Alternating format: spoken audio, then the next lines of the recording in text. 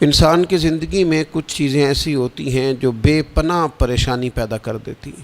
کچھ انسان کی سوچیں ایسی ہوتی ہیں جو اسے توڑ کے رکھ دیتی ہیں۔ ان میں سے جو سب سے بڑی چیز ہے، جو بڑی ہی انسان کو پریشانی میں مبتلا کر دیتی ہے، اس کے لیے زندگی کے شب و روز کو گزارنا انتہائی مشکل کر دیتی ہے، وہ چیز ہے اللہ تعالیٰ کی رضا پر راضی نہ رہنا۔ انسان جب زندگی اس طرح کی بنا لیتا ہے کہ کیوں نہیں ہوا اور کیسے ہوگا اور اسے ہونا چاہیے تھا اور میں نے محنت کی تھی اور میں نے پوری اس پر صلاحیت لگا دی تھی، پھر یہ کام ہوا کیوں نہ، یہ چیز اسے پوری طرح اندر سے توڑ دیتی۔ یہ انسان کو روحانی طور پر پوری طرح کھوکھلا کر دیتی۔ اللہ تبارک و تعالیٰ کے بندے کی شان یہ ہوتی ہے کہ خوشی ہو، غمی ہو، راحت ہو، تکلیف ہو، نعمت ملے نہ ملے، الغرض ہر اچھی اور بری حالت پر وہ جو پوری طرح رب کی رضا پہ راضی رہتا ہے، اللہ تعالیٰ اسے سکون عطا فرما دیتا ہے۔ شکوہ نہ ہو، واویلا نہ ہو، شور نہ ہو۔ پورے طور پر جو بندہ رب کی رضا پہ راضی رہے، اس کے فیصلوں کو تسلیم کرے، ہر حال میں اللہ تبارک و تعالیٰ کی رضا پہ راضی رہے۔ ہاں ایک چیز ہے کہ وہ گناہوں والی زندگی پہ راضی نہ ہو، ظلم و ستم پر راضی نہ ہو، اس کو چھوڑنے کی، توڑنے کی کوشش کرے۔ یہ میں بات کر رہا ہوں دنیاوی معاملات کے اندر، رزق کے حصول کے معاملات، صحت اور بیماری کے معاملات، عروج اور زوال کے معاملات، ان معاملات میں پوری طور پر وہ اپنے رب کی رضا پہ راضی رہے۔ ایک ہے اللہ تعالیٰ کا بندے سے راضی ہونا،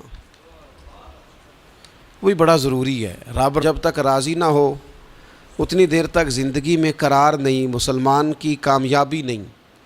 ایک ہے اللہ تعالیٰ کا راضی ہونا، وہ بھی بڑا ضروری ہے، اور ایک ہے بندے کا راضی ہونا، وہ بھی بڑا ہی ضروری ہے۔ ہماری زندگی کو کھا گئی یہ چیز کہ میں غریب ہوں تو امیر کیوں نہیں ہوں، میں بیمار ہوں تو تندرست کیوں نہیں ہوں، میری شہرت کم ہے تو زیادہ کیوں نہیں ہے۔ اس کاش کو، کیوں کو حضرت عبداللہ ابن مسعود رضی اللہ تعالیٰ عنہ فرمایا کرتے تھے، میری زبان پہ انگارہ آ جائے اور جل جائے، وہ اس سے بہتر ہے کہ میں یہ کہوں کہ یہ کام ایسے کیوں ہوا ہے یا ایسے کیوں نہیں ہوا۔ میرے رب نے جو کیا ہے، جس وقت کیا ہے، جس کرم سے کیا ہے، اس نے بہتر ہی کیا ہے۔ اللہ تعالیٰ کی رضا پہ راضی رہنا، اس کے فیصلوں کو تسلیم کرنا، مقام تسلیم و رضا پہ رہنا۔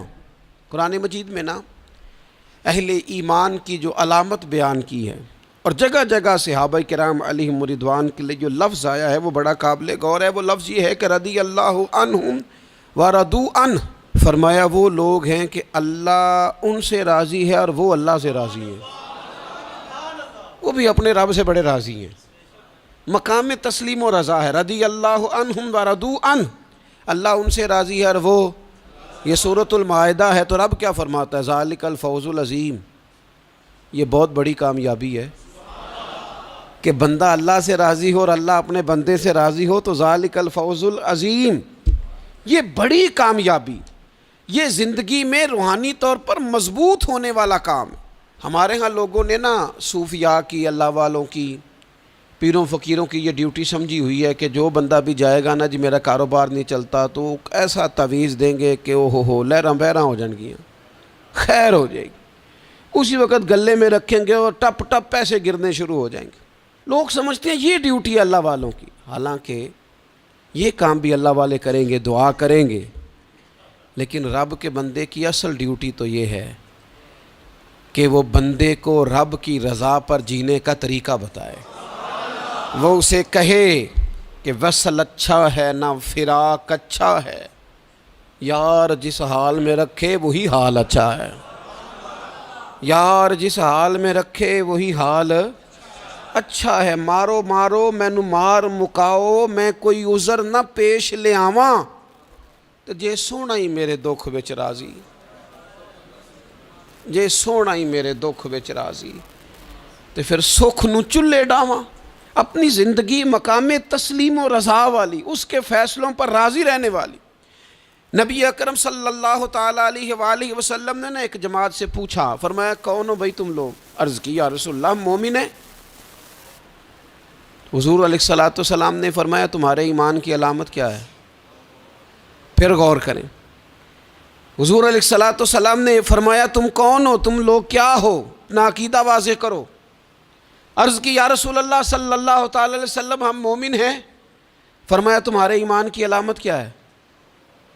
انہوں نے عرض کی یا رسول اللہ رب نعمت دے تو شکر کرتے ہیں، آزمائش ڈالے تو صبر کرتے ہیں، اللہ کے فیصلوں پہ راضی رہتے ہیں۔ اب رسول پاک صلی اللہ تعالی علیہ وسلم نے جو بات کی ہو قلم ٹوٹ گئے، قربان ہونے کو جی چاہا۔ محبوب فرمانے لگے تم لوگ کیا ہو؟ یا رسول اللہ مومن ہے۔ تمہارے ایمان کی علامت کیا ہے؟ حضور علامت یہ ہے کہ رب کی رضا پر راضی رہتے ہیں، مصیبت ڈالے تو صبر کرتے ہیں، اگر کبھی مشقت آ جائے تو صبر کرتے ہیں، اگر وہ نعمت دے تو شکر کرتے ہیں، گویا ہر حال میں رب کی رضا پہ راضی ہیں۔ اب محبوب کریم نے کیا فرمایا؟ حضور فرمانے لگے اللہ کی قسم تم مومن ہو۔ یہی تو علامت ہے مومن کی، اللہ کی قسم تم مومن ہو، تم صحیح معنوں میں مومن ہو۔ اللہ کی رضا پر راضی نہ رہنا اور ساری زندگی واویلا کرنا، فلاں چیز کیوں نہیں ملی، فلاں چیز کیوں نہیں ملی، یہ کیوں نہیں ہوا، وہ کیسے نہیں ہوا، یہ ایسے کیوں نہیں ہوا۔ وصل اچھا ہے نہ فراق اچھا ہے، محبوب جس حال میں رکھے وہی حال اچھا ہے۔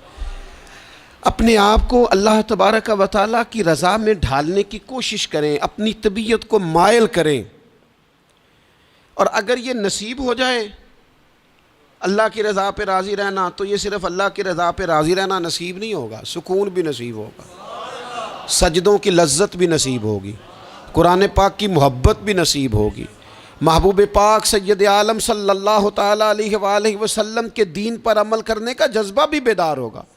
آپ یقین کریں زندگی خوشی خوشی گزر جائے گی، کوئی لمحہ تکلیف نہیں دے گا، کوئی بندہ تکلیف نہیں دے گا، کوئی آزمائش پریشان نہیں کرے گی، آنے والا کوئی دکھ بھی دکھ نہیں رہے گا۔ اگر رب کی حضرت عبداللہ ابن عباس رضی اللہ تعالیٰ عنہ ارشاد فرمایا کرتے تھے قیامت کے دن سب سے پہلے ان لوگوں کو جنت میں داخل کیا جائے گا جو ہر حال میں اللہ کی رضا پہ راضی رہتے تھے۔ سب سے پہلے ان لوگوں کو جنت میں بھیجا جائے گا، کیوں کہ راضی ہیں رب کی رضا۔ اس نے جہاں رکھا ہے، جس حال میں رکھا ہے، اس نے کرم سے ہی رکھا ہے، اس نے فضل سے رکھا ہے، تو رب کی رضا پہ راضی رہیں، اس کے فیصلوں پہ راضی رہیں۔ وہ جس حال میں رکھے، جس مقام پہ رکھے اور جس معیار میں رکھے۔ یہ دیکھیے یہ آیت کریمہ ہے قرآن مجید کی، سورہ بقرہ کی آیت نمبر 216 ہے۔ یہ نا بہت بڑا فلسفہ ہے رب کی رضا پہ راضی رہنے کا۔ یہ آیت کریمہ میں سمجھتا ہوں اگر کسی بندے کو پوری طرح یہ سمجھ آ جائے نا، تو پھر عقیدہ توحید بھی پکا ہو جائے گا، اس کا نظریہ اپنے رب کی رضا پہ مستحکم ہو جائے گا۔ اللہ تعالیٰ نے کیا ارشاد فرمایا، ذرا انداز دیکھیے رب کریم کا اپنے بندوں پر کرم کرنے کا اور سمجھانے کا۔ فرمایا کتبہ علیکم القتال وہو کرہ لکم، تم پر نہ جہاد فرض کیا گیا اگرچہ وہ تمہیں ناگواری ہو، چاہے تمہیں اچھا نہ لگے۔ کتبہ علیکم القتال وہو کرہ لکم، فرمایا تم پر جہاد ضروری قرار دیا گیا ہے، لڑنا اللہ کی راہ میں تم پر ضروری ہے، فرض ہے، اگرچہ وہ تمہیں ناگوار ہو۔ اور پھر آگے پتہ کیا فرمایا؟ حد کر دی۔ بڑی بڑی دنیا میں لوگ معرفت ڈھونڈ کے لائیں گے پر دم توڑ جائے گی۔ کیا سمجھایا ہے اور کیا معرفت دی ہے اپنے بندے کو۔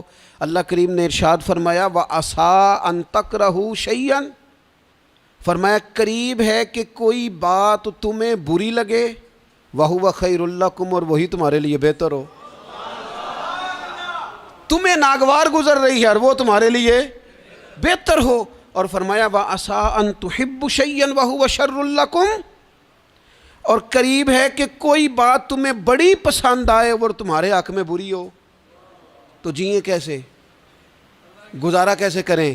رب نے خود فرمایا گزارا اس طرح کرو کہ واللہ یعلم وانتم لا تعلمون، اللہ جانتا ہے تم نہیں جانتے، لہٰذا وہ جو تمہارے حق میں فیصلہ کرے اسے قبول کرو۔